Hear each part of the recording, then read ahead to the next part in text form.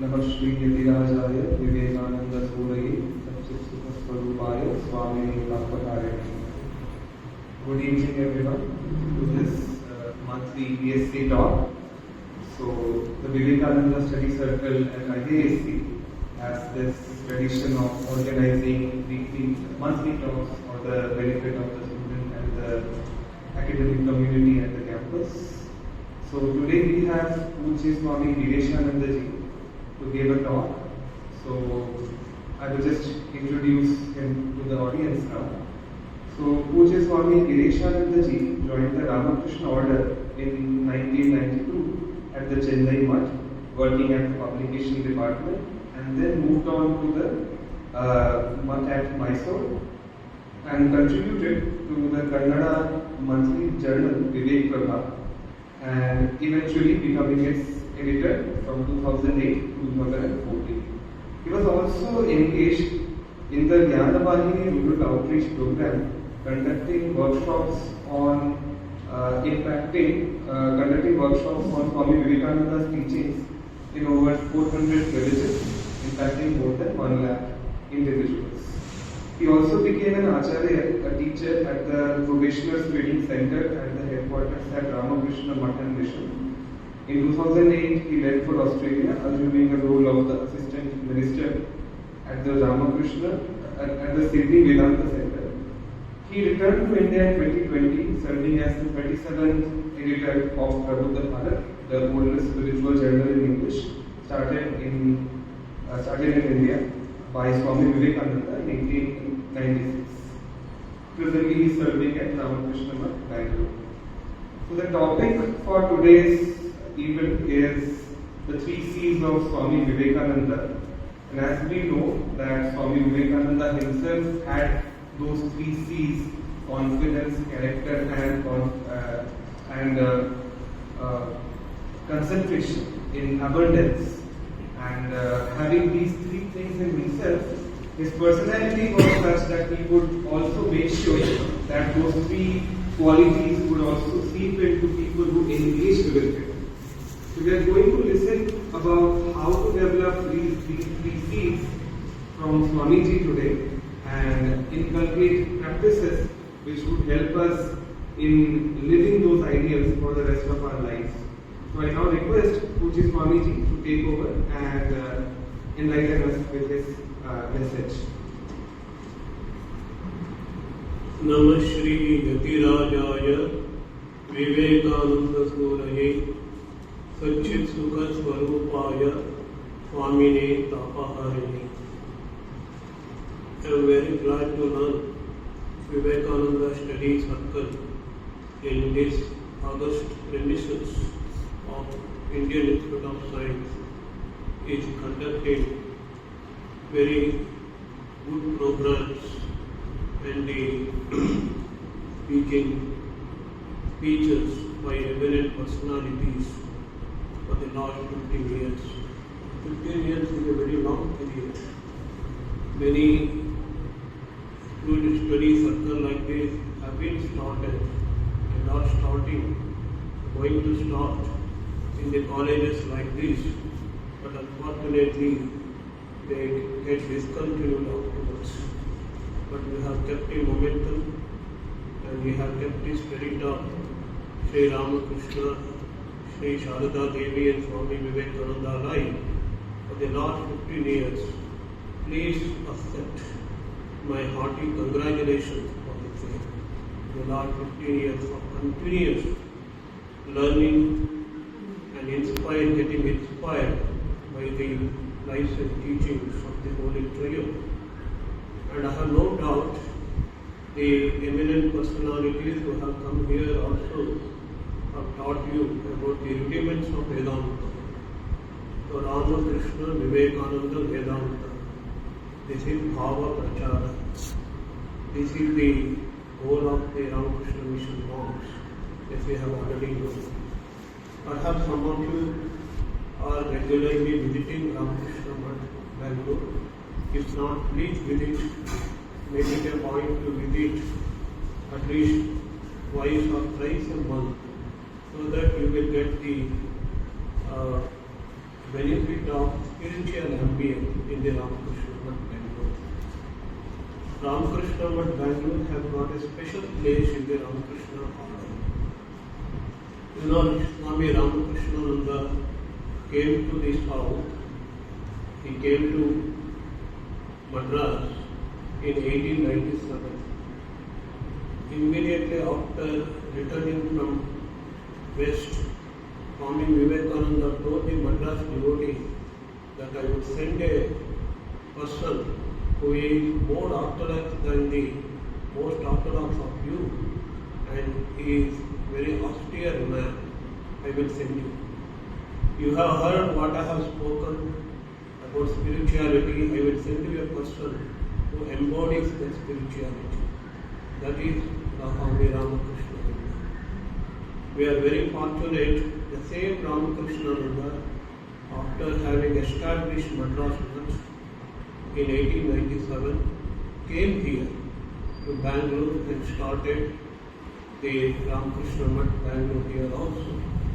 So he worked here also. Swami Brahmanandaji Maharaj, those who are familiar with the literature, Ramakrishna-Vivekananda literature would know, he is called the Manasika Putra. He is the spiritual son of Sri Ramakrishna. It is he who has inaugurated this great ashram. And Sri Ramakrishna Math Bangalore campus we consider it the holiest of holy places. Because in 1911, Sri Sharada Devi visited Bangalore. Generally, the mother would stay outside the campuses of the monasteries with her ladies surrounding her and serving her. But in Bangalore, to the credit of Bangalore Ashrama, Holy Mother Sri Sharada Devi stayed within the campus of the Math. And one evening, she went up to a boulder or a rock and she meditated there. And Swami Ramakrishna went there, prostrated himself before the mother and chanted Sarva Mangala Mangalye Shive Sarvartha Sadhike. That is the exact place which is what we call now as Holy Mother's Rock. So Ramakrishna Math Bengaluru is the third most important center of the Ramakrishna Order. First we have the Belur Math, the holiest of holy places. In the southern India, the first Math is Madras Math, and the second Math in the southern India is Bengaluru Math. So we are very fortunate to have such a holy place in Bangalore. I request you all to make use of it. Come to ashram, meet Swamis, and get the benefit of spiritual ambience. Spirituality is not taught by orally or by reading. You cannot get the spiritual teachings. It is an experience. So spirituality is something transmitted from one person to another. For the last more than 120 years, in the Ramakrishna Math campuses, we had number of luminaries. First among them is Swami Vireshanandaji Maharaj, a disciple of Brahmanandaji Maharaj, and who was there for many years. And he was doing, it seemed, meditation for more than 6 hours. And we have the greatest Swamis of our time, one of the greatest spiritual giants of the Ramakrishna Order, Swami Yatishwaranandaji Maharaj was there for many years. Some of you might have heard his name, and his collections of class notes and his speeches called the Meditation and Spiritual Life. If you want to really interested in the meditation and how to live a spiritual life, it is like a textbook, guidebook for that. So it was printed, published by Ramakrishna Math, and now we have given to the Advaita Ashrama. So this Ramakrishna Math Bengaluru was one of the premier institutions of the Ramakrishna Math and Mission, and you all have the great fortune to be near with that. So whenever possible, please visit, and if you are visiting us, please call me or call other Swamis and meet Swamis, and it will be very beneficial for you. And this is my first request. The topic I have taken for today's discussion is very deep and profound, but it will make a transformation in your lives. Perhaps you have already read some of the literature of the Ramakrishna Vivekananda and Vedanta literature. Based on that, and I would like to summarize all of them, I would like to give a condensed version of Swami Vivekananda's teachings. You know, Swami Vivekananda's teachings, his lectures, his letters, his conversations are spread over more than 6,000 pages. It is in 8-9 volumes. Now a revised edition is coming out within a few years, completely revised edition. So it is very difficult for us to go through all the 6,000 pages and get to know the essence of Swami Vivekananda's teaching. Especially many of you are young men, and I see some older devotees also. And these ideas will help us, mainly students, the young people, to have an integrated personality development. The other day I was speaking at the Bengaluru University about the Indian concept of personality development. You have heard this, it is a very buzzword in recent time to have personality development. So I will speak about the personality development in the Indian context that we should know. We think acquisition some qualities or traits, some capabilities, or is what is meant by personality development. That means we do not have those qualities, but we acquire those qualities. That is personality development. And next comes the question: what is personality? According to Western thought, personality in a very rudimentary level. Even in Western philosophy, we have levels of understanding of personality. Very rudimentary, very primary understanding is we are the conglomeration, or in common language, a bundle of body and mind. That is personality. So there is body, there is mind. But later, some philosophers thought or proposed it is consciousness that is our personality. They call it a soul. Every man has got a soul. The soul has got a character or quality called consciousness. So consciousness is a quality of the soul. But they couldn't go beyond the concept of the mind. What we call mind in Indian context is soul concept. So they couldn't go further. But in Indian context, we have several stages of understanding of the personality. You might have heard the Nyaya philosophy. They say soul is something, a substance, which has got a quality called consciousness awareness. Some of you may be familiar with consciousness studies, but these consciousness studies have been Indians are doing for last 3,000 years. So this is the first stage. There is a substance in us which is not body, which is not mind, but there is a consciousness, is a property. The second level is Sankhya philosophy. In Sankhya philosophy we learn soul is nothing other than consciousness. So consciousness is not a property of the soul. Soul itself is conscious. But means our personality is conscious. The body and mind, we experience consciousness, but it is not original consciousness. The consciousness which we find in body and mind is something borrowed from the soul, or we call it self, Atma, because it is our self. It is our nature, our core of personality. Then what is next idea is Vedantic idea. Vedantic idea is The reality is self or the consciousness alone. And everything, whatever we see, is but the apparent manifestation. So whatever we see is just consciousness alone, awareness alone. Suppose I see a part, it is but awareness, but it is seen as the part. So whatever is there is one reality, one consciousness that is infinite in nature. It has got infinite existence, infinite knowledge and infinite bliss. That is what is called Brahman and Atman in Vedanta.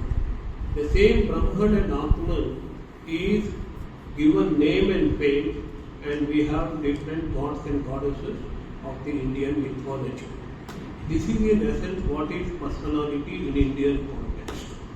So with this background, we have to understand what is personality development. No longer we are acquiring or getting some traits with the help of external circumstances, partly from the external sources, or by genetic means. What we want to be, that we have already are. This is what Swami Vivekananda spoke in modern language. Each man is potentially divine. I am divine means I am already the repository. I am already the source of the infinite existence, infinite knowledge and infinite bliss. So I need not acquire anything from outside. Whatever I want is already there. Swami Vivekananda compared this self or the Atman, which is divine in nature. What is divine? It is very interesting. We hear all these terms, but we do not really understand. We do not know what terms mean. Divine means, in Sanskrit it is Devata or Div. Div Dhatu represents illumination, light. Those who are full of light, the illumined beings, are called the Devatas. What is that light? It's spiritual light. The consciousness itself is spiritual light. Consciousness is not a property of the substance, but in fact it is consciousness alone is being seen by us as the different objects and having different names and different forms. This is the pinnacle of the Vedantic philosophy called the Advaita philosophy. So according to it, the universal principle is nothing but the individual principle. What we perceive individually within my body, within my mind, the source of consciousness or the awareness is itself is the reality which is pervading, which has become everything. That's why we have a famous great statement called Mahavakya in Upanishads, that is Tattvamasi, you are that. A realized person would say, Aham Brahma, means I am that Brahma. So this is the philosophical ground. Then what is personality development? Personality development is nothing but discovering that I am divine. I am not body, I am not mind. What is the utility of it? Swami Vivekananda says, whatever we do, whether when we have the success in outward sense, or you are all scientists, science, you investigate the external world and you use the same strength that is coming out from you. That is the strength of the Atman. That is the strength of your own inner spiritual being. There is only one energy, there is only one strength, that when you focus it inward, you will become sages like Shankaracharya or Buddha or Krishna, Swami Vivekananda. When you focus it outside, when you make it extrovert, external, the same energy will make you fathom the secrets of the nature, and one would become great scientist like the Albert Einstein. The same energy, the same strength, that is what is inside us, discovering that I am the infinite. And in the words of Swami Ranganathanandaji, one of the greatest cultural ambassadors of India, who toured more than 50 countries he would say, what is that strength, what is Shraddha? The infinite possibility one has got inside us. Infinite possibility. I can do whatever I want. I can do. This idea of infinite possibilities, this is what Vedanta teaches us. So it is very helpful not only in those who have taken spiritual creed, but it is very essential for those who pursue some secular enterprise also, because you are all scientists and you should be filled with that energy, you should be filled with that faith, you should be filled with that confidence, and how to achieve it, and we should know that the essence of all we want, the greatest source of energy is within us. That is what the Vedanta says. Now I come to the most fundamental question: what is Vidyarthi? Because I will give some minute after presentation, about half an hour or so. We will interact. First thing is, what is a student? Who is a student? We are all students for last 13 or 14 years, some of you, and have come here into Engineering Institute to pursue your research. But what is the meaning of a student in Indian context? So a beautiful word we have called Vidyarthi. Arthi means one who is a seeker. Seeker after the knowledge. Vidya means the knowledge. Knowledge, seeker of the knowledge is called Vidyarthi. A seeker of wealth is called Dhanarthi. A seeker of pleasure is called Sukharthi. A seeker of knowledge is called Vidyarthi. So Vidyarthi is always, this word is always used in sense of another term. Both are similar, have got similar connotation or the similar meaning or similar, are used in same context. What is that? Brahmachari. So you cannot be a Vidyarthi unless you have controlled your mind and the senses. That is the Indian concept of Vidyarthi. So you can have the knowledge. Of course, it is nothing to do with this academic education we are having today. Our education is not at all concerned with character of a person, or the purity of mind, or the control of the senses, etc. But in the olden days, in the Indian tradition, the purity of mind, control of the mind, control of the senses is what was required of a student. That is why a student is called a Vidyarthi as well as a Brahmachari. It is not something different. So one would go to Gurukula and practice what is called Brahmacharya. It is most misunderstood term, Brahmacharya. We think only Brahmacharya in terms of physical level. No, it is not limited to physical level. The real meaning of Brahmacharya is to be in Brahman, in reality, to be with God. That is what is called the meaning of Brahmacharya. So Brahmacharya is very much in connoissance with another term. So I am introducing some fundamental terms for it. One is the Vidyarthi, another is Brahmacharya, the control of senses and the control of the mind. That is what is called Brahmacharya. In order to practice this, one should undergo tapas.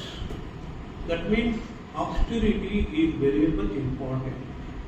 So a Kannada writer, great poet called Kuvelpu, many of you might have known, he would say that life of a student is the life of austerity, tapasya. The idea we have forgotten today. That is the problem for all our, that is the reason behind all our so-called problems, distractions, stress and etc. We have forgotten the idea of the austerity. Then what is austerity? It is very important to know. A Sanskrit phrase says, Manasascha indriyanamcha Aikyagram tapamuchyate. So we have the mind and we have our senses. So if we allow our mind to wither away, that is not tapas. If we allow our senses to go here and there, get distracted too much, that is not tapas. To have focus, to have controlled mind and the controlled senses and do everything to achieve that and live a very hard life, very austere life and simple living and hard working and trying to control the mind by any means and focus it on our studies or focus on the task at our hand is what is called tapas. So you know how the idea of the Vidyarthi students is conceived in the Indian tradition. Vidyarthi, and he needs what is called Brahmacharya, and the Brahmacharya, Tapasya is what is needed. Then little about the knowledge, very idea of knowledge. So when we say we are pursuing what is called knowledge, that is what Vidyarthi means, student means. What is knowledge? So in Indian context, true knowledge is where you find oneness with reality. That is knowledge. If you have an idea of difference, I am different from him, I am different from her, I am different from that is not knowledge. The non-difference, I am one with the reality, that reality has become everything, that is true knowledge. Then pursuance of that knowledge is the student's life. Of course, we have two grades of knowledge, one Paravidya and Aparavidya. Aparavidya is the knowledge, secular knowledge. Secular knowledge should be a stepping stone to the higher knowledge. At least we should know there is a higher knowledge. It is not the end of the knowledge. Even the greatest of the scientific knowledge or objective knowledge or the empirical knowledge is not the end. There is knowledge that transcends it. There is knowledge that transcends our senses, even the mind.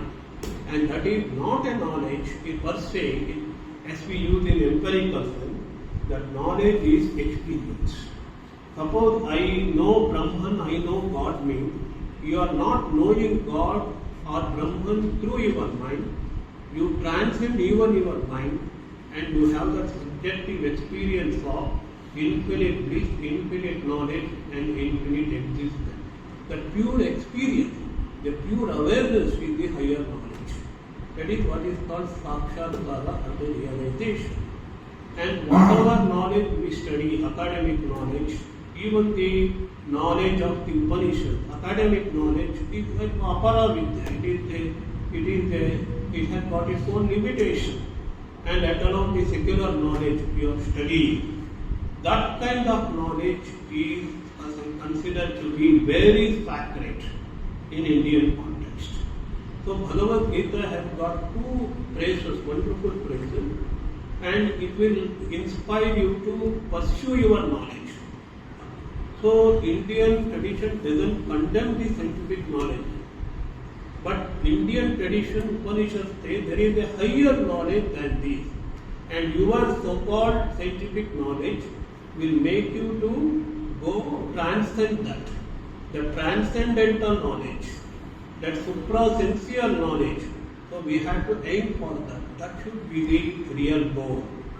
So through intellect we try to understand it, but in one stage, in the higher stage, the time comes we have to transcend that, even that mind also, the intellect also. Then knowledge becomes experience. There will be no difference between knowledge and the pure experience. Pure experience of the transcendental reality, that is knowledge for us. So we have two beautiful phrases in Bhagavadgita. Nahi jnanena sadrisham pavitram iha vidyate. So jnana is most sacred, pavitra. It is the purest because it purifies. Real knowledge has to purify my mind. My mind is filled with two basic passions according to yoga philosophy. That is that makes me afflicted, makes me suffering. Why we suffer? Why I am unhappy? Why I am afflicted? Because of the two thoughts. Two fundamental. There are other thoughts also, other kinds of thoughts also. But there are two fundamental thoughts that make me miserable. One is the raga, extreme kind of attachment towards some objects or towards some person. And second one is extreme kind of repulsion, hatred. These two passions are to be controlled, or these two passions are to be subsided at any cost. That is the goal of the yoga. If you read Patanjali Yoga Sutra, that is the goal, raga and dvesha. There are other things, I do not want to discuss this. So, that is why this jnana purifies mind and makes the mind free from the extreme kind of attachment and extreme kind of hatred or repulsion. That is why it acts like a purifying agent. And one who pursues that knowledge is real Vidyarthi. I am giving you only an ideal. If it is the ideal Vidyarthi, we should aim at, we should at least understand what is the ideal of education. The second phrase is Jnanavahini sarva karmani bhasmaha kuruterjuna. This is a very interesting statement. This knowledge is compared to Agni, the flame or the fire. The fire burns all impurities, all filth, all impurities. It burns away. But fire remains pure ever. You will never hear anywhere, you will never ever come across anything of that sort where fire becomes impure. Fire consumes the filth. Fire consumes all dirty things, but fire remains pure. So our karma, our evil actions, our karma doesn't mean only action. Karma means impressions we have through our good and bad actions are also karma in Indian context of yoga. Karma means also impressions. It is called karmashaya. So karma and karmashaya, all the impressions we have, that will be burnt away. It has got a purifying effect. So these two ideas will give you the highest concept of knowledge according to Indian context, and what kind of knowledge one should aim for. That means the whole life is a learning process. What we call spiritual practice is a learning process. To make ourselves purer and purer by various disciplines, by meditation, that is dhyana yoga, by selfless action, a dedicated action. One should dedicate all our actions, or his own action, his or our action, to God and God alone. That is karma yoga, and we should meditate and meditate. That is dhyana yoga, and we should discern. We should develop discernment. So earlier we used to call it discrimination. That word is not used now. Discernment is what is real and what is not real. So God alone is real, Sri Ramakrishna would tell. And the spiritual element, the consciousness, pure Chaitanya alone is real. Everything is unreal. That kind of discernment. That is called Viveka. So what is intellect? That also we should understand in the Indian tradition. So excuse me, I am trying to make you understand some very fundamental concept. Who is the student? What is knowledge? Now we will try to understand what is intellect. Intellect, according to Indian tradition, is not just the acquiring capacity, acquiring knowledge or information, gathering capacity, is what is termed as intellect in common parlance, in ordinary academic circles. But intellect, higher intellect is called discrimination or discernment. What is good for me? What is not good for me? What is real? What is not real? What is temporary? What is permanent? We should be able to segregate and follow the path of good and follow the path of the what you call better and the lasting goal. That is what is called Viveka in Indian context. And Upanishads say one should always take the path of Shreya. Shreya is the ultimate fulfillment, which will be good. The path may be difficult in the beginning, but the end will be foremost good. The fulfillment we will be able to get. And this is what is intellect in Indian context. Of course, importance is given to get buddhi, intellect, where you will be able to gather information and retain it to your mind and heart intellect. And you can you can have a retention power, and you can also repeat it, or you can manifest it whenever it is necessary. That is also intellect. But the real intellect, according to Vedanta, is a discriminating power. It is called Nitya Vastu Viveka. What is Nitya? What is good for me? What is permanent? What is not permanent? This is the fundamental kind of discernment or discrimination one should have. So in this context, with this background, I would like to present to you the three concepts, three ideas of Swami Vivekananda, which are very essential for not only students, but everyone. In every walk of life, these three ideals are very important. So we have learned our goal is not just to earn a degree, make a living, and improve our standard of living in the society. Our aim is something very, very high, that is spiritual in nature. So, even for the success in academic and also in your further career, these three ideals are very important. I will tell you why. Because you see, the human personality is not just homogeneous. You know what is called homogeneous. It is not one entity. It is a conglomeration, it is a combination of 3 or 4 faculties. In human personality, you have your mind. Mind has got 2 capacities, 2 functions of the mind. One is emotion and the concentration. Mind has got emotive power as well as the concentration power. This is about the mind. And you have the intellect. And intellect, you have the discrimination. What is good, what is real, what you have to do. This is called buddhi. So there is no compartments in the mind as such. But there are 4 functions of the mind. Depending upon our ancestors, our sages have classified the mind into 4 parts. If it discerns, if it discriminates, it is called intellect. There you have what is right, what is wrong. You deciding factor. Faculty of deciding something, coming to a conviction. That is called buddhi.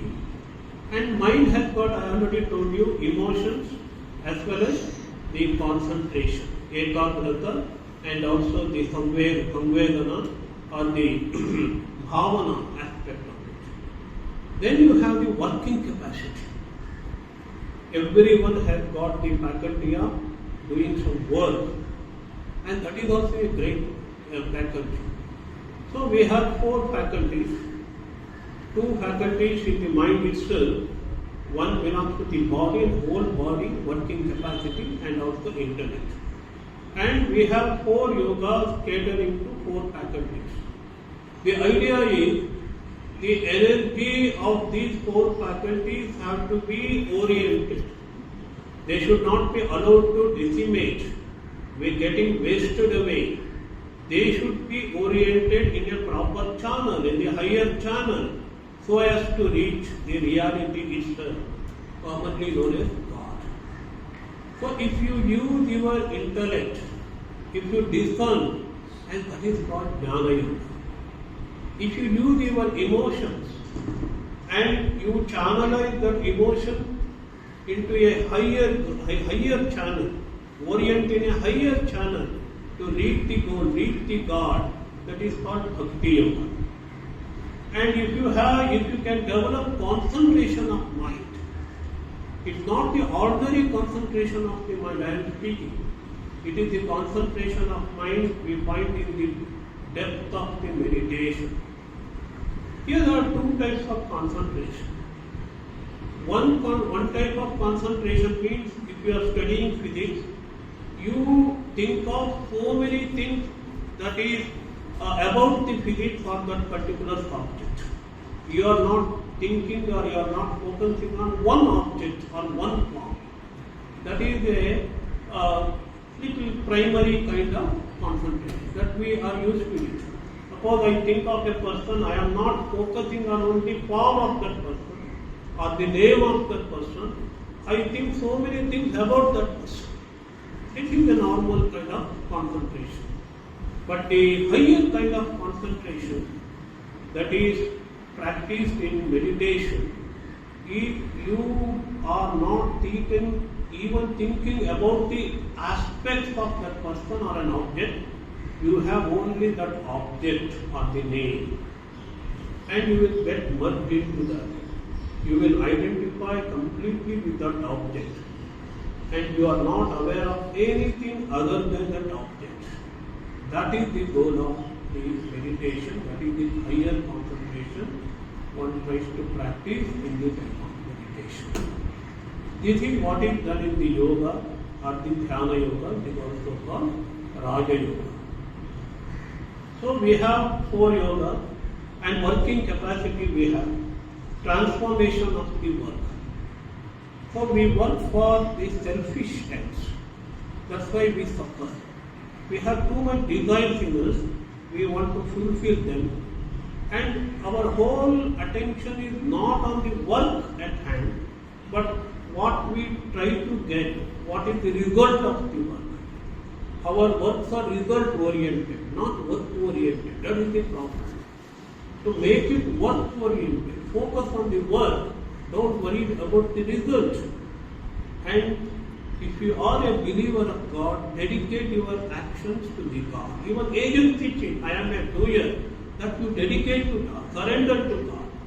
The work doesn't belong to you, the fruits doesn't belong to you, the result doesn't belong to you, and the agencyship, I am the doer, that also doesn't belong to you. Surrender everything to God and do work for the sake of work. Work like a master, not like a slave. This is the message of the Karma Yoga conceived by Swami Vivekananda. So we have here 3 fundamental ideas. First one is, as you already know, concentration. There are 3 C's. So I go to school sometimes and academic institutions. I speak about them, and it touches and it directly impacts the students' life, because it is very essential for them to develop these 3 types. As you have already understood, concentration is connected or related to Raja Yoga or the yoga of meditation. Here concentration is the, according to Swami Vivekananda, is the essence of education. He says information gathering and collecting information is not education. And that you know better than me, that in this age of computer, a portable pen drive has got more information perhaps than your brain has got. You may store the information. The storing of information is not at all educational. Swami Vivekananda gave the example of library. Suppose you have got that much information that is stored in the whole library, then you are not at all educated. What you have developed, you should have developed? You should have developed the concentration. Concentration is the education, essence of education. Without concentration, there will be no education at all. So concentration, another name of concentration is power of the mind. Swami Vivekananda says power of the mind is infinite in nature. You can do everything and anything through your mind. There is no limit to the power of the mind. You can learn anything. You can achieve anything. And in one place, Swami Vivekananda said, you can you can just make the Himalayas powder. You can drink the oceans. That is possible through the power of the mind. The power of the mind is what is called concentration.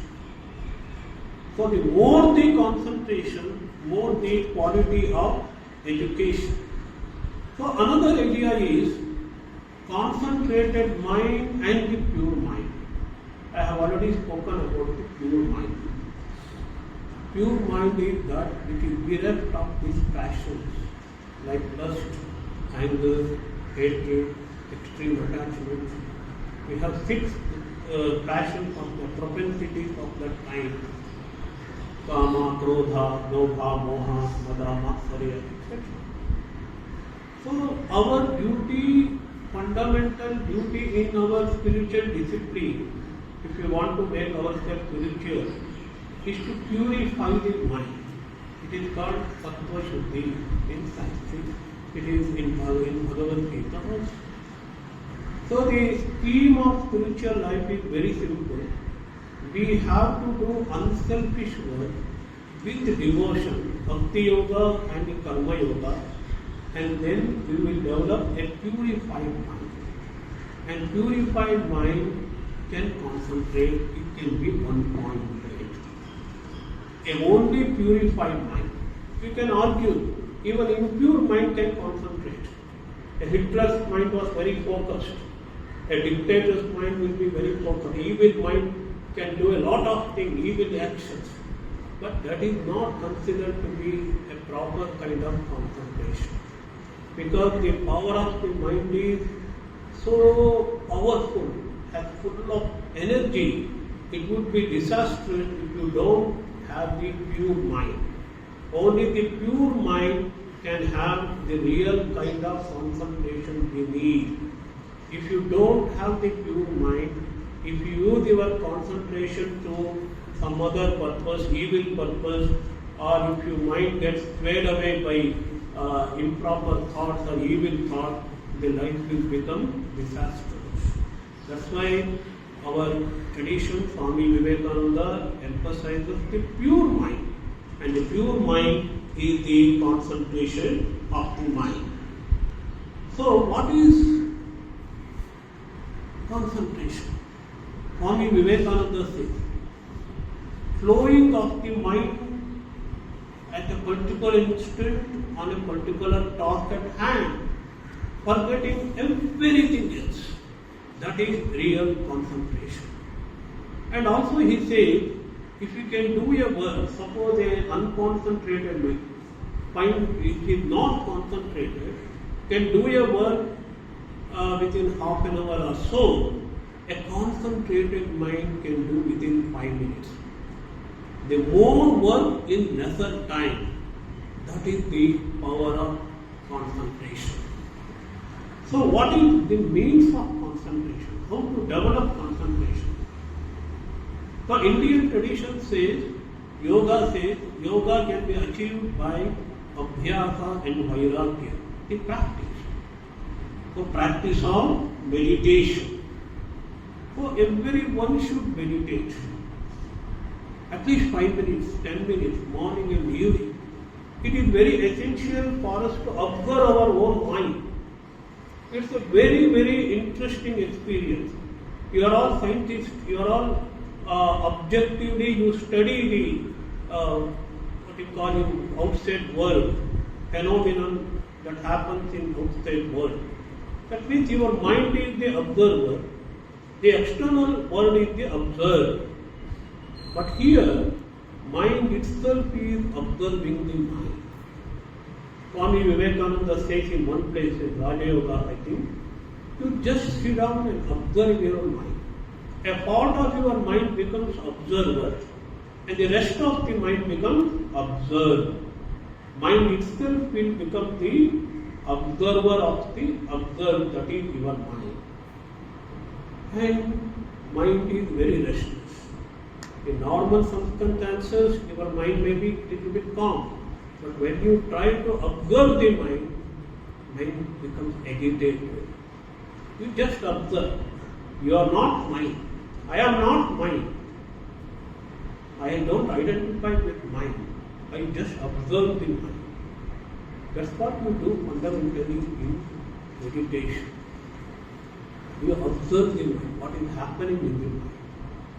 So many kinds of sentiments, so many 99% of our thoughts are unnecessary and evil things, very useless things. If we can take all those unnecessary thoughts out, there will remain very fewer thoughts which are very useful for us. That is why we are asked to do repetition of God's name, taking away all other thoughts away from the mind. Hold on to one thought, two thoughts, name of the God, form of the God. That is what is called meditation. That is what is called concentration. If we can do that, there will be qualitative improvement in everything we do. We focus, we are not worried about anything else, we are not worried about results, we are not worried about external conditions, we are not worried about others, no tension, no stress, we just focus. The more we focus, the better will be our life. There will be less time because our mind is not agitated. The concentrated mind is less agitated mind. The less you agitate, the more efficient you will be. It may be in your studies or somewhere. For that, constant practice is necessary and little bit of dispassion also necessary. It is called asakti, vairagya at this point. So when we focus on something, it is mandatory. We must not allow our mind to go astray. Suppose I am doing a very serious observation in my laboratory experiment. I cannot just allow my mind to go in here and there. What is there for my food in the night? Or what is the menu for the lunch? No, you can't do it. So this is what is vairagya, dispassion with everything which it doesn't come under your list of priorities. What is your priorities? What you want to be, what you want to achieve, what is your goal. Our focus should be on that and that alone. We should shun away all other things. That is called detachment or the vairagya, dispassion. The concentration is absolutely necessary. The second greatest mantra Swami Vivekananda gives to students in general and for all of us is confidence. So in normal terms we say Atma Vishwas. I already explained to you Atma Vishwas means what? You are already that. You are all the repository of all the values you are aiming at.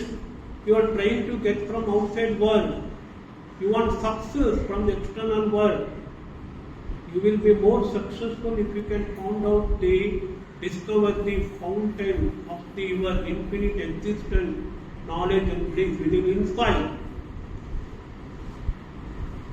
That means Atma Vishwas really means conviction about our infinite capabilities, infinite strength, infinite possibility within us. Discovering our own real nature is what is called the Atma Vishwas. But Swamiji is fond of using a better word that is called Shraddha. You find this word in Upanishads. A small boy called Nachiketa saw his father giving away old and barren cows in sacrifice. You are not supposed to give gold and barren cows. It is wrong, something wrong to give away as a dakshina or alms. You cannot do that. Then Upanishads say, Shraddha entered into the mind of Nachiketa. Shankaracharya explained, Shraddha is astikya buddhi, a positive attitude. Positive attitude towards the teachings of the scriptures and the teachings of our gurus, teachers. That is Shraddha. If you don't have that positive attitude, positive state of mind, you will not be able to imbibe the knowledge. Shraddhavam labhate jnanam, Bhagavadgita says. Suppose I don't go to my classroom with a positive state of mind. I don't go with the mind of receiving something. I have not developed that receptivity. I don't have that receptivity. I am negative. Then how could you get the knowledge? How could you get educated? It's impossible. So this is in normal circumstances, in normal way of understanding Shraddha is, at least in student life, respect for the teachers, respect for the subject you are studying, or loving the subject, respecting the subject, and moreover, respecting yourself. You are not ordinary human being. Vedanta's message is that you are not ordinary human being. You are divine himself. You are the God you are worshipping. That's what Swami Vivekananda said. You are worshipping gods, you are those gods. So if you have that tremendous positive mindset, state of mind, naturally any work will be easier for us. We will be filled with confidence. We will be filled with that positive energy. That is what is called Shraddha. And another Swamiji, Swami Tapasyanandaji, who would compare Shraddha to a fertile land. Fertile land is aerated, it is watered also, and you can put the seed and seed will grow. Otherwise, you cannot put the seeds on a barren land and you cannot expect the seeds to grow. So you have the fertile, ready mind, receptive mind, receive the knowledge, full of positivity, full of confidence. That is what is in Indian context Shraddha or the confident means. That's what Swami Vivekananda emphasized. And Swami Vivekananda gave three kinds of messages. One is the message of strength. Strength is life, weakness is death, he said. We have to think about strength, our abilities. Always think about our abilities. We should think of what we can do, what we can achieve. Whole thought pattern has to be changed. This is about strength. Strength is life, weakness is death. If you think you are strong you will be. If you think you are weak you will be. Swami Vivekananda says. And second kind of message in this context is message of immortality. We always think we are weak, we are lonely because we think we are going to die today or tomorrow. This life is vain. It is useless. It is meaningless because I am going to die tomorrow. What is there to achieve? No. Vedanta says, Swami Vivekananda echoes Vedanta when he says, you are immortal. Of course, the body dies, but you continue to live. You are not mortal, you are not weak, you are not ordinary. Swami Vivekananda in one place says, you are born to do great deeds. The sages of India, ancient India, were great people. I see in the future many more sages will come up who will be far greater than the ancient sages. We had the tremendous hope in the youth. If we think we are ordinary, we are going to die. No, there is no death for the soul, there is no death for the self. What I have achieved spiritually or otherwise will be carried over to the next birth. I will continue to live. I will continue to flourish. There is nothing to become miserable or pessimistic about life. Life is full of possibilities, infinite possibilities. If we cannot achieve that, I will continue to do this in the next life. Immortal bliss, immortality, infinite Atman, infinite existence, infinite knowledge, infinite bliss. This is the message of immortality. And third one is message of fearlessness. The fear is always born out of some kind of idea that I am going to become nothing. Suppose if I fail in my examination, I will become nothing. According to Vedanta, there is no such thing as nothing. Of course, in Semitic religion, you have an idea, the world comes out of nothing. How something can come out of nothing? In India, we don't have that idea. Something has come out of the something. It has the potential, it has become dynamic, that's all. The seed has become the tree. That is how this world has projected itself. There is the projection, idea of projection is there. Srishti is projection, is not creation. So what is there to fear? So in one of the Upanishads, there is words abhihi, abhihi, abhihi. Abhihi is the word of the Atman, Atman Brahman. One will become fearless when he knows one who is Atman, he is Atman. You have become everything, you are everything, you are infinite, then what is there to fear? Fearlessness, abhihi, abhihi. This is one message which has you find in Upanishad, which is like a bomb, Swami Vivekananda says. So this is about confidence. It's not just about confidence. I introduced you to the word Shraddha, which has got a deeper meaning. Now the last trait or the last concept we are studying is character. This is about Karma Yoga. Confidence or Shraddha is about conviction about our own immortal nature, that is Jnana Yoga. Concentration is more about meditation, focusing, that is Raja Yoga. Here we have Karma Yoga. Who is the destiny? Who is the maker of our own destiny? We ourselves. We say, my personality is good or bad. His personality, her personality is good or bad.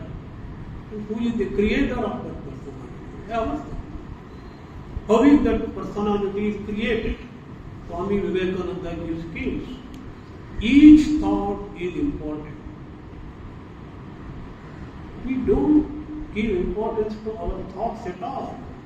We give very much importance to our looks, our dress, our hairstyle, everything is external. But what about our thoughts? Have we observed our thoughts? We have to observe our thoughts.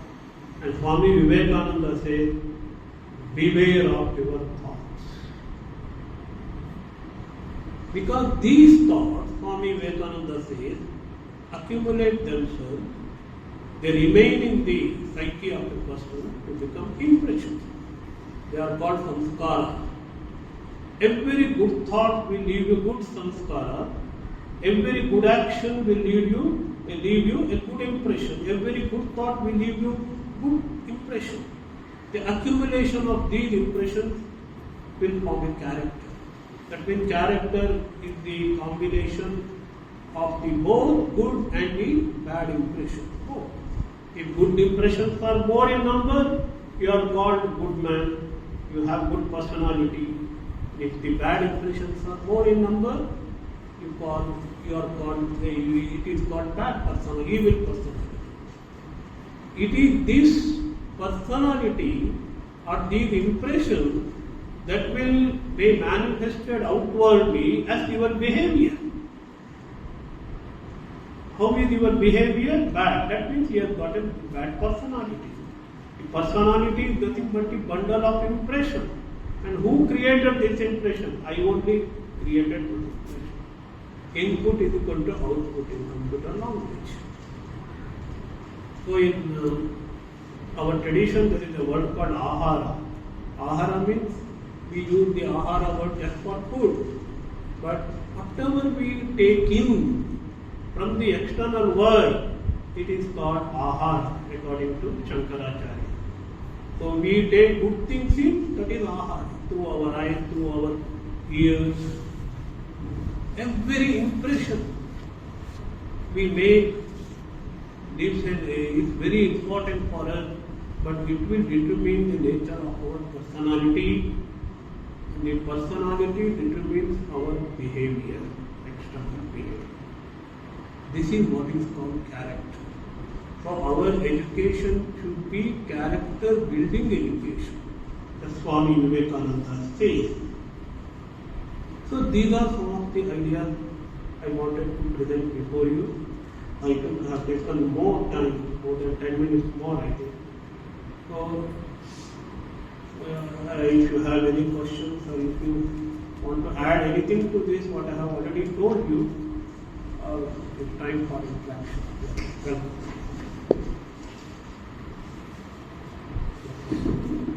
So if you have any questions, you can ask.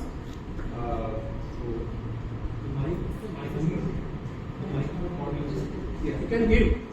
I don't think mic is not needed. Yeah, so Start. Give. No. What else? Come on.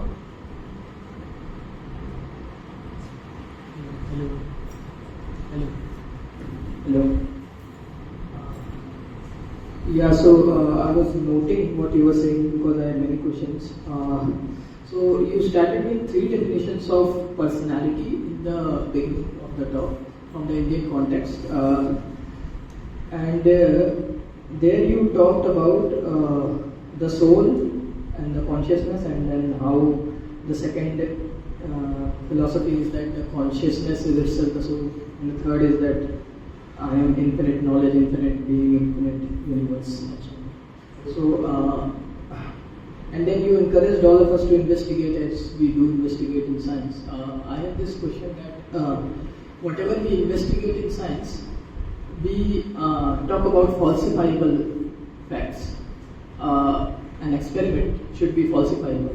Then only I can investigate. Then only there is meaning in investigation. There will be 3 things: investigator, investigated, and object. No, so I was saying that there is this idea of falsifiable truth. A truth must be falsifiable. That is, let's say if someone says that, okay, ghosts exist, then he says, and then how can I do an experiment and prove or unprove that? And he'll say then something is, some leaves are moving, and then he will say the ghost does that. I'll say no, the wind does that. And he says, okay, this time wind does, but sometime another ghost did that. So he's prompting an experiment which is not falsified. So it doesn't have any meaning. So I find the same problem with this concept, that you are conjecturing that I am infinite knowledge, I am infinite universe and everything like that, and then you are encouraging me to do dhyana or to meditate. The problem is that this journey would take normally a lot of years perhaps, and then even then, if I'll tell you that I didn't find myself to be infinite or something, then You mean it is only perhaps, imagination. Huh? You mean it is only an imagination. Yeah, I'm saying that whatever I do, you say no, you need to meditate for more hours. Perhaps you need more time. You have been meditating for 1 hour every day. Now perhaps you need to meditate 2 hours every day, and 3 hours, and 4 hours. And where is the falsifiability in the conjecture or the hypothesis which you are claiming? And secondly, why should I waste, if I may use that term, why should I waste my precious time in acquiring or in running behind something which I am not sure is even truth? Because it will take a lot of time to what the general methods and practices are. And there is then this second conflict that you said that raga and dosha are the two things which causes suffering. And I will answer the first question. Yeah, then please answer. Apart from you are using the technical term, what I understood is why should I try something which it is not truthful, which I may not get it. It is only an imagination. Why should I waste the time? Then for what pursuit you will be living then? What is the life is, why? What kind of effort will make you live a life what really meaningful to us? I think I would like to find out that thing by myself. Why I should follow? That is what is spiritual. You need not take my words as a commandment like Bible or something. Upanishads don't speak in that way. They will give you suggestions. They will answer your queries. Upanishads start with questions and answers. If you are satisfied, you are welcome to pursue that path. If you are not satisfied with that, you are welcome to live like a normal human being. Spiritual life is for those who are not satisfied.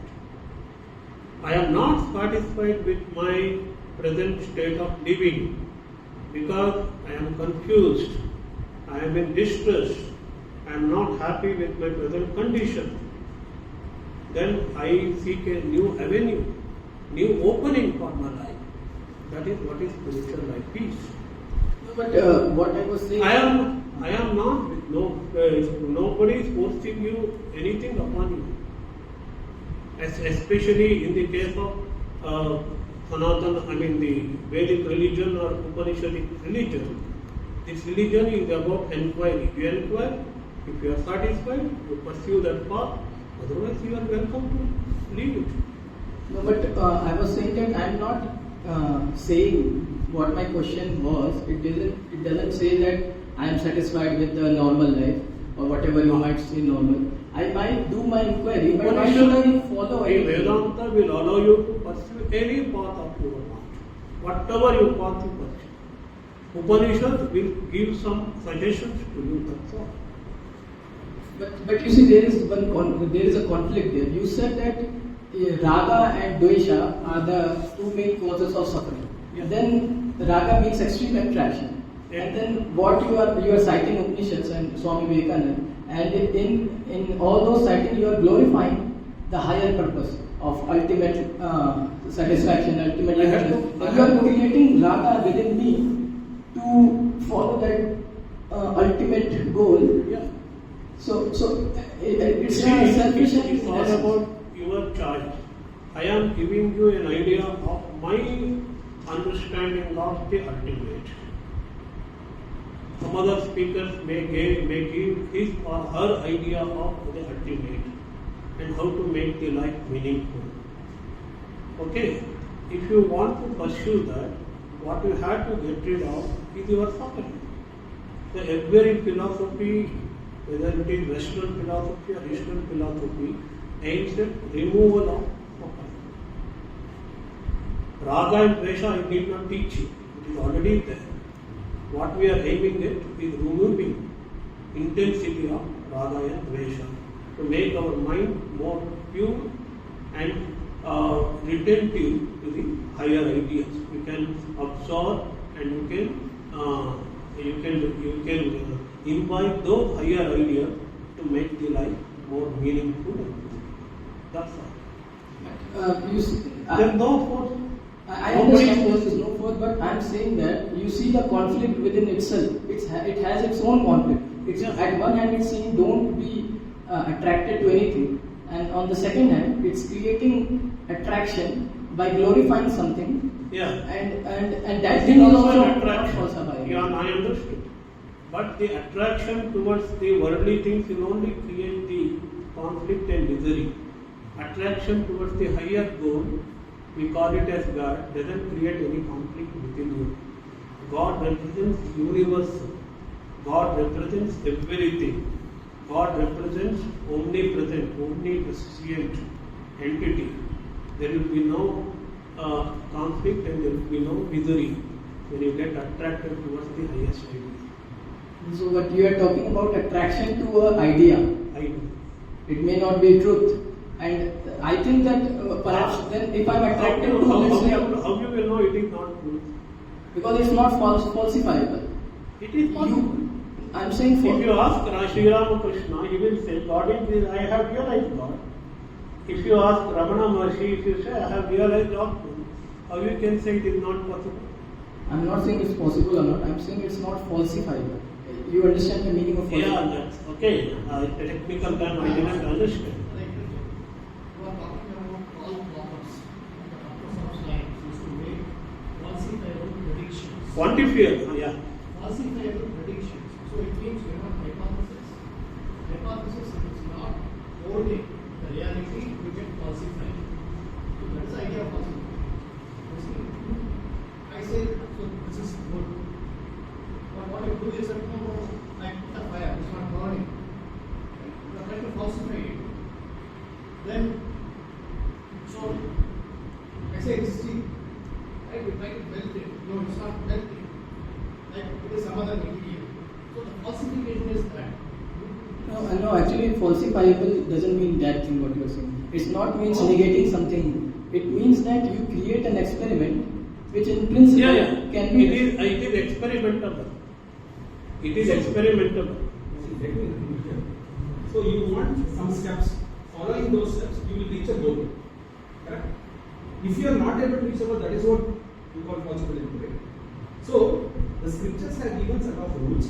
If you follow that, you reach a goal. Yes. So it is up to you to conduct that experiment or not. It is up to your but the scriptures has given this set of rules, and then there are people who have followed those set of rules, and then they have achieved something.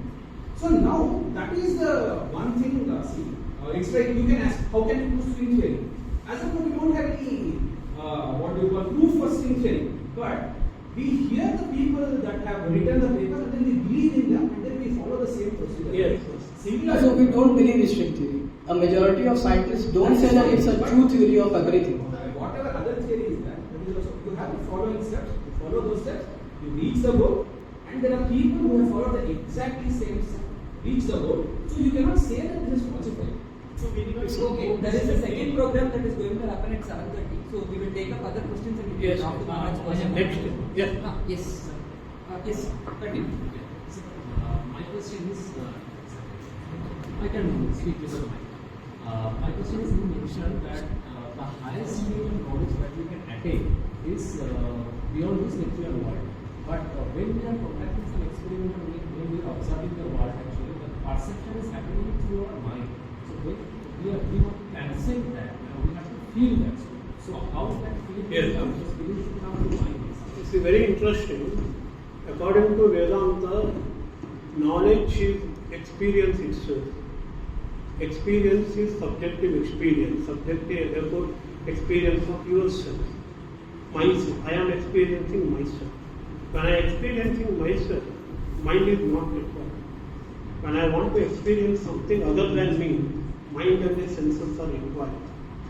When I transcend that limitation, what I experience is, I am going above the experience of the mediation of the senses and the mind, and I will have the subjective experience. That is what it is. So, how that sensation? Then it is a state where there is no mind, and I experience myself. Suppose you are in deep sleep, there is no mind. Vedanta asks you whether you are experiencing something in the mind in the deep sleep or not. Experience is there. So there are two ideas in Upanishad. One can realize Atman only through the mind. Manasayajayan Aptavyam. Another Upanishad says mind cannot reach that goal. Both are true. Effort should be done only through the mind. You go to certain extent where you will get rid of all other objects and you have only Atman or the God in your mind, and that will remove your ignorance. Mind is a product of ignorance, and what remains is consciousness or the subjective experience. So Upanishad says, yes, Sakshat Aparoksha Brahma. That is subjective experience. Through mind, you go transcend the mind. Mind is necessary in your effort. I have two questions. Number one is about one of the topics in the concentration. So is it that we should concentrate on only one thing, our priority, our goals, and forget everything else? However, we are affected by everything around us, right? So concentrating on one thing is not really viable because these external factors also affect us, and hence they also affect our goal and our drive to achieve that goal itself. So how do we focus on one single thing? What Swami Vivekananda says, you should have the highest goal in your life. The highest goal being the God realization or self-realization. Or in your student life, the highest goal is to pass your examination. And whatever you have, you will do at this instant, have to do, should be in consonance with that particular goal. So what I have to do now to achieve that higher object. Higher object is there, but the tangible goals are there. So you have to concentrate on those tangible goals to achieve the highest goal. Suppose if you want to pass the examination, and what I have to do today, what I have to do at this instant, that you have to be focused. That is how we have to be focused on the higher ultimate goal is that. But today, what I am my goal, in this moment, what I have to do, your whole focus should be on that. I have another question. We can meet on those. This is about the other topic, confidence. You said that we are all divine beings and we have infinite possibilities. However, we are limited by our body, so we can think of a lot of things, but ultimately we cannot achieve them all because our body is limited by simply by our limitations. So how can we gain confidence in the first place? Because we may be thinking about a lot of things, but ultimately we may not be able to achieve this. So how can we get that confidence? Here, confident doesn't mean confidence that you will score 100 marks in your examination. That's not that kind of confidence. Swami Vivekananda defines education as the education is the manifestation of perfection already in man. That means, suppose I used to tell our school students, that is proper here also. Suppose you scored 60 marks. You have manifested only 60% of your capability or potential. But still you have 40%. So there is no limit to your possibilities. There is no limit to your capability. You are infinite in nature. Your search will, your investigation, your discovery will complete only when you achieve that infinite. That is what Vedanta says. And all other small goals should be in tune with the highest. All other confidence. That is the real confidence Vedanta teaches. That is what Swami Vivekananda says.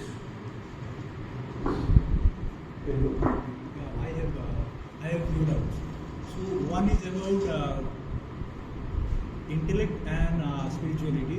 These two, intellect. What you have talked about that intellect. So my question is that I actually heard somewhere that the measurement of your spiritual progress, you can measure that by your how your heart is. Like you love all the people. You will not distinguish between good and bad people. You will feel everyone is equal. Something like that. Okay. And So at the same time, so if we like consider it, let's say if someone is intellect, that means he is like capable enough to distinguish between two things, good, bad, something like that. Okay. So that spirituality, if someone is progressing, at the same time if someone is intellectual, these two things are contradict each other. So like one is like capable enough to distinguish, another one is like equal. Like everyone is That means it is dichotomy and you develop a hatred towards them. like intellect. So like I can make a statement that if someone is progressing in spirituality, that means he is losing his intellect because he can't distinguish between good and bad people. I can understand your question. You are distinguishing between spiritual and non-spiritual, isn't it? That kind of dichotomy. Vedanta doesn't distinguish with people. Everyone is spiritual. Potentially you are spiritual, somehow they have manifested that spirituality, that's all. Each one is God, each one is divine. So there is no inequality in Vedanta at all. Fundamentally all are equal. But I am making an effort, I am trying to manifest this. And you are not making, but you are equally divine as I am. Absolutely there is no distinction. If I am a spiritual person, I see you as divine, not as a human being. That is the way of thinking or viewing the people of the spiritual people like Sri Ramakrishna and Ramana Maharaj and all that. So there will be no dichotomy and there is no distinction. And another thing is the consciousness about that. So consciousness, you mean that whatever I am doing, whatever I am thinking just right now, that is consciousness. Can I practice in that way and we can increase our consciousness? Since consciousness is beyond mind, Vedanta uses some examples or some methods of understanding consciousness. The easiest way of understanding consciousness is when I am in the waking state, I am interacting with the external world. I am having some kind of thoughts in me also, internal as well as external. Isn't it? That is, everything is conscious to me. What I am aware of it, what I experience is called consciousness. If I don't experience, if I am not aware of it, it is not called consciousness. So I am aware of my thoughts. I am aware, that is consciousness. And same external world also I am aware of. So consciousness inside and outside everywhere. So when I go to dream state, I lose the consciousness of the external world. What I am conscious of is only mind. So mind is equated with consciousness there. So mind is filled with consciousness. Mind creates its own world where there will be a lot of things, there will be a lot of experiences in the dream. Isn't it? So consciousness is not limited to external world. Consciousness is something internal that we will find out in the dream state. What about the deep sleep state? Where you do not experience anything. There is nothing to be experienced. There is no object. At least in the dream state there was mind. But in the mindless experience in deep sleep, there is no mind at all. The experience continues or not in the dreamless sleep? No. You don't know. When you come out of the deep sleep, you say, I have slept well. I was in bliss. It was a relaxing experience for you. That means you have experienced something. That experience, which is in the waking state, pure experience, I am telling you. Experience not connected with anything. The pure experience, which is in the waking state, continues in the dream state. The same experience continues in the dreamless sleep also. The pure experience is called pure awareness, the pure consciousness.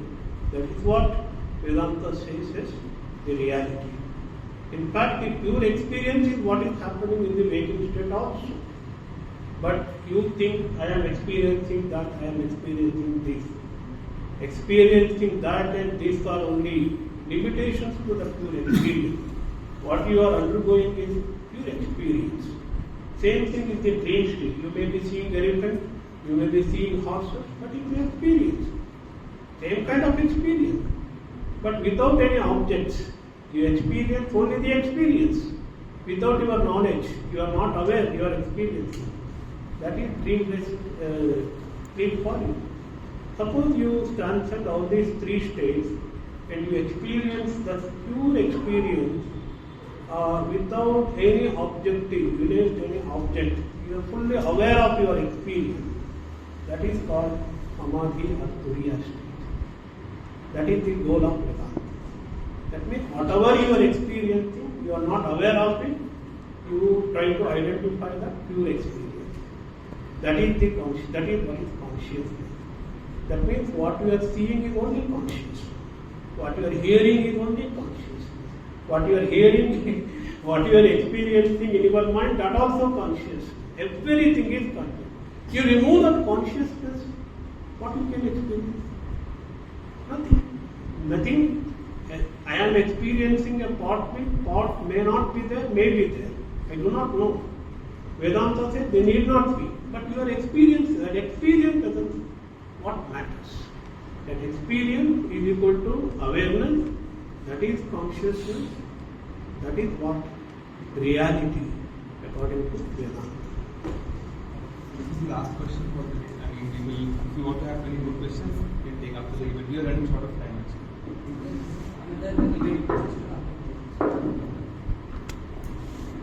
So we thank Swamiji for sharing his knowledge with us, and we now request Narayanan sir to present Swamiji with the memento from our side. Thank you.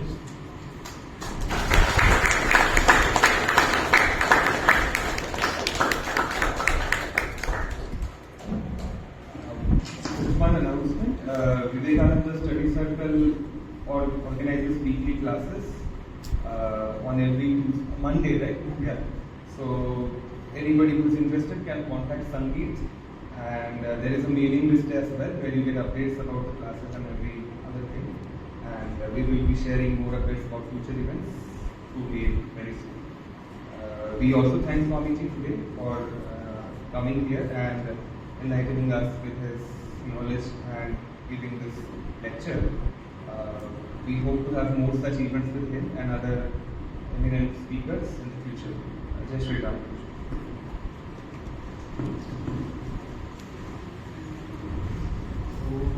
प्रियतां पुण्डरीकाक्षः सर्वयज्ञेश्वरो हरिः तस्मिन् तुष्टे जगद्दुष्टं क्रीडिते क्रीडितं जगत् ॐ पूर्णमदः पूर्णमिदं पूर्णात् पूर्णमुदच्यते पूर्णस्य पूर्णमादाय पूर्णमेवावशिष्यते ॐ शान्तिः शान्तिः शान्तिः हरिः ॐ तत्सत् श्रीराम